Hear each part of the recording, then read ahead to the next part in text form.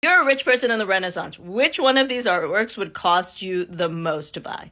The tapestry. So before we talk about these artworks and why they cost how much they cost, so the Renaissance was a period of conspicuous consumption. People liked to buy stuff that showed how wealthy they were. The Metropolitan Museum of Art did an exhibition a few years ago called Relative Values, where they calculated how much these works would have cost in their own time around the 1550s. And they realized that wage was variable across Europe and even over a few years, not unlike now. And so they used the value of a cow, because that was relatively stable. So this, made out of native materials, was about half a cow.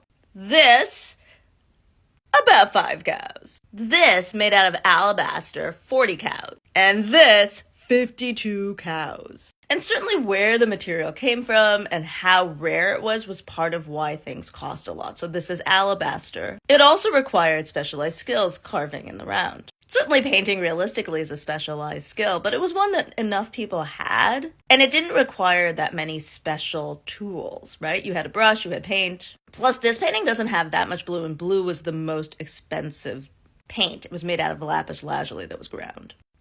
Then textiles were incredibly specialized skills. This is before mechanization, right? Then they used very rare materials like silk, gold, silver, and then the dye stuffs for the silk. This was absolutely the most expensive. To put it into another form of perspective, Isabella the Catholic, who funded Christopher Columbus, bought a dozen of these tapestries. The cost was around how much it cost for her to fund Christopher Columbus on his explorations for a decade.